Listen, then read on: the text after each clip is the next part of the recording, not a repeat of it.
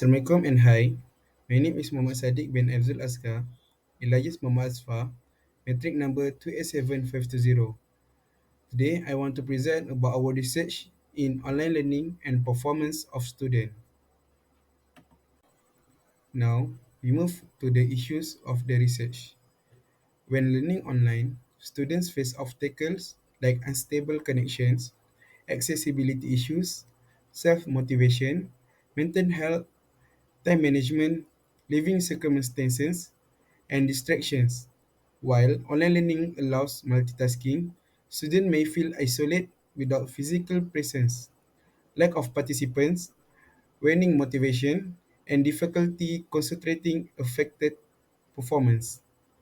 The absence of in-person interactions leads to a loss of urgency, impacting attendance, deadlines, and overall academic progress, potentially resulting in deteriorating grades and procrastination.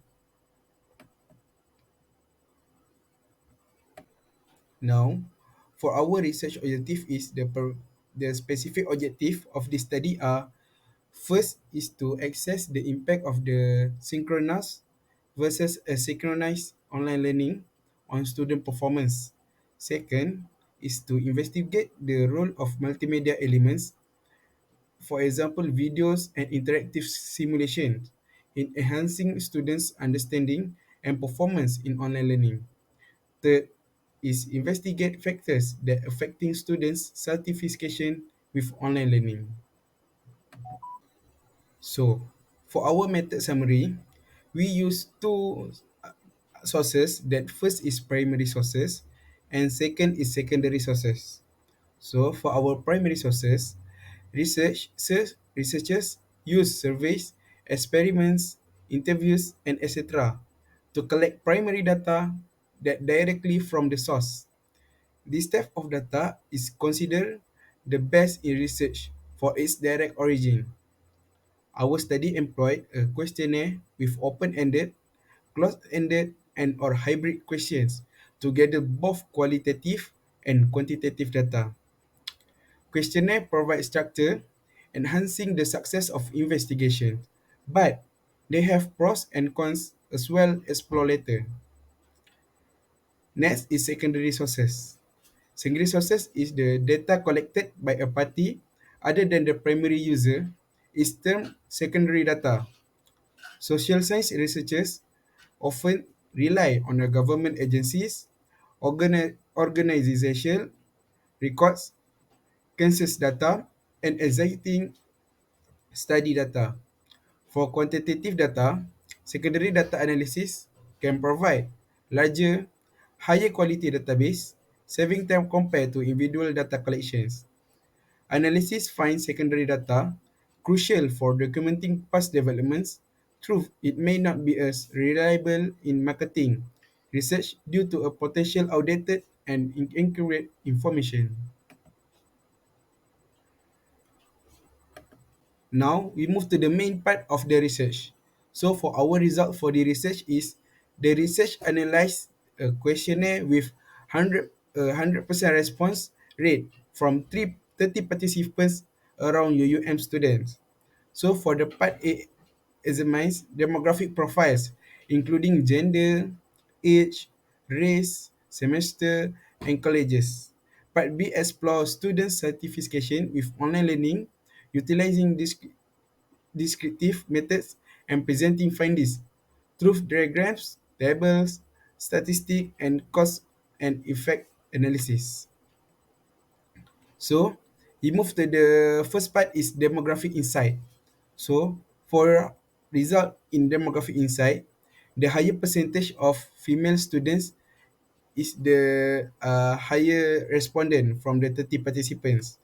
So the student age 23 years old, that is 76.67% from the respondent.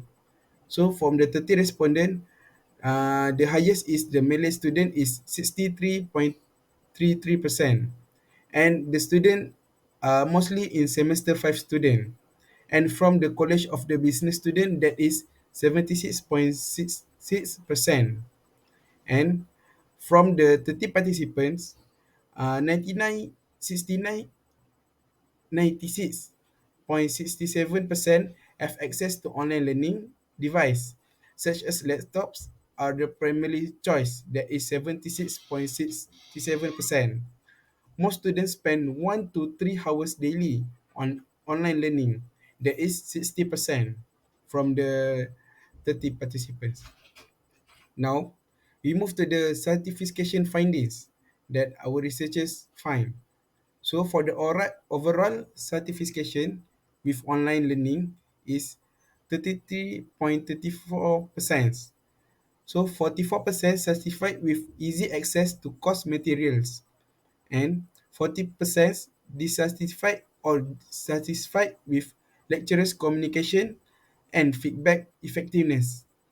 Mixed response on technical issues.